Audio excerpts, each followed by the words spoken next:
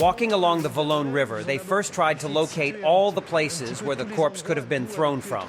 Apparently, it had to be between two dams because otherwise the body would have been damaged, or his hood torn off, or something like that. So they were walking along the river, and they went back to the first dam here. And then nearby, a few meters from here, they spotted traces of a car that had maneuvered there. Alongside these tire marks, investigators also discovered the imprint of a heel. But was that the actual crime scene? To find out, they decided to reconstruct the body's journey in the river using a life-size doll.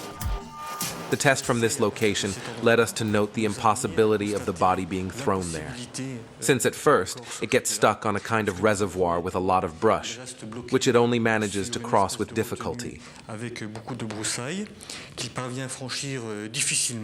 then it arrives a little further at the mouth of the Valogne and the Barba rivers, and ends up in a place very far from the one where the body was found. A new test in the center of Docelles, behind the fire department, was much more conclusive. The mannequin ended its journey at the exact place where the child's body had been recovered. But then why hadn't anyone seen anything, in broad daylight, in the heart of the village?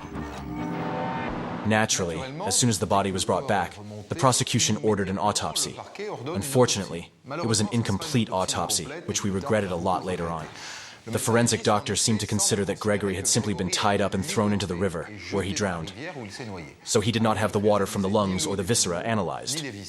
That was a first capital error, as we will never know the exact time and circumstances of Gregory's death.